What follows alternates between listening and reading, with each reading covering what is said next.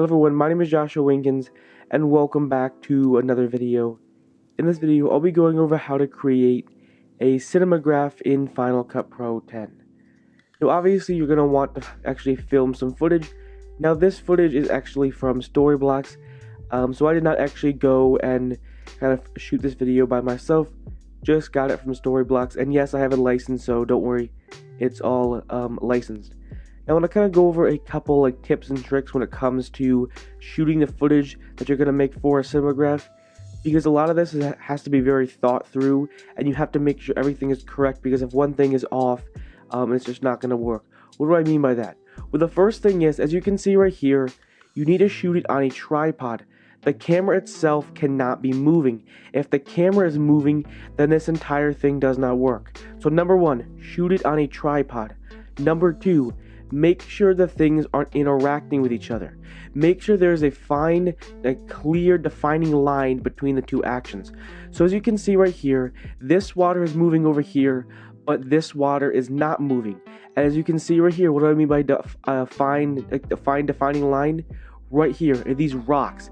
So the problem is, if I wanted to maybe just have the top water flowing, and I'll probably give an example, and I want the bottom water to stay still, if I just cut it right down the middle, this water would just flow into the mask and it would just stop.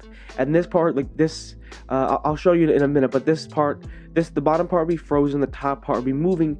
But because there's no defining line between both of them, the water would just kind of flow into the mask and disappear. As you can see right here, here's some rocks. So you want to make sure that the shot is not moving, and it's very easy to mask it out. If it's not, then it's going to be really painstaking to try to mask everything out. For example, I had this idea to basically have a New York busy street.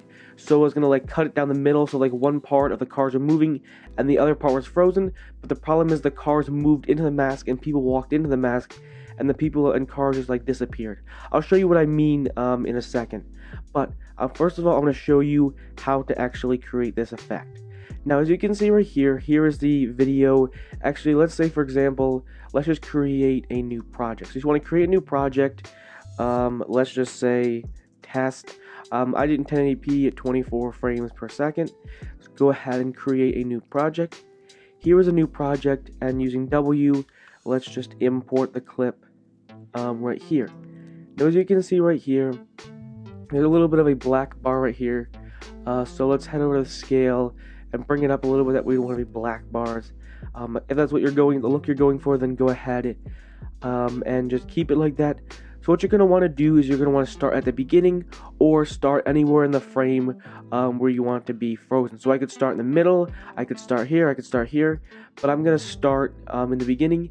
Now you could have for example, this one's just 10 seconds of just continuous shooting where it just keeps going. You could loop it. Looping is definitely difficult, because if one thing is off, the entire thing is just not going to work.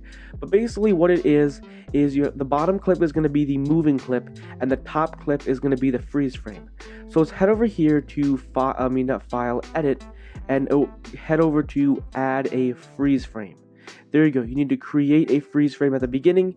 I created the beginning, but like I said before, you can create it in the middle or wherever you want the clip, whichever part of the clip you want frozen. Now let's drag it on top and extend the clip right here. Now this is what I mean by a freeze frame. Now let's go ahead and wait for it to render a little bit, and let's play the clip. As you can see, absolutely nothing is moving because the top part is a freeze frame. Now, how do you create this effect? Well, you want to head over to the effects panel right here, and you want to head to mask, and you want to apply a draw mask on. Now as you can see right here, this is why having a clear defining line is really, really important. Now as you can see right here, let's go ahead and you want to mask out the part that you want. So for example, I want this part to be moving and I want this part to be frozen. So I'm just using the mask tool. I could zoom in closer if I want, but I'll just kind of give you a rough cut of how to create this. So let's create a mask all the way around. Now remember, you can invert this, so it does not matter which direction you go. You could create the mask on this side or on that side. It doesn't matter, because you can just invert the mask. Let's wait for it to render. I'm going to increase the feathering pretty high. I mean, it doesn't really make that much of a difference, but you don't want a really hard defining line. And again, before you completely finish it, I highly encourage you to zoom in really close to make sure the masking is fine and there's not any weird spots. But like I said before, this is a rough cut. So let's go ahead and play it. As you can see right here, actually I did it backwards, but as you can see right here, we're going to play it, and this part of the clip is moving, and this river over here is frozen. That's basically how you create a cinemagraph. Now let's click on the clip, and boom, invert the mask. Now, as you can see, let's play it, and there we go. Now this part is moving, and that is how you create a cinemagraph. It literally is the bottom clip has to be on a tripod, can't be moving. Make sure it's very easy. There's a very easy line to mask out. And literally what you're just doing is the bottom clip is a clip that's going to be moving. The top clip is a freeze frame. And then you're applying a draw mask and cutting out the top part. Cut out the top freeze frame. Don't cut out the bottom part. And you could invert the mask or whatever you want, and there we go. Now only one part of the image is moving. Now I don't think I mentioned this before, but a cinemagraph is a video and a photo together. That's what it's called. Cinema as in movie and graph as in photo. So it's basically a moving photo. A part of the photo is moving and a part of the photo is just still. That's literally what a cinemagraph is. Now I'm going to go ahead and let's take off the draw mask right here, and now I want to show you what I'm talking about and why it's important to have a clear defining line. So let's apply the draw mask on here, and then let's just do this. This is going to be so ugly. Now why is this a problem? Well, I'm going to show you. Because there's no defining line, there's no rocks in the middle. Now watch what's going to happen. This is why a cinemagraph is very difficult, because very select clips can work on this. You have to get this correct, very accurate. This is not something you can just wing. There has to be, as you can see right here, look at this. It just starts flowing and the top doesn't move. Now let's invert the mask, and this is what I'm going to be talking. This is what I meant in the beginning. As you can see right here, let's zoom in so you can actually see it. But watch the water. As you can see, it just flows.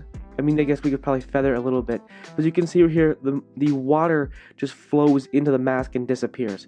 So that's why we cut it right here.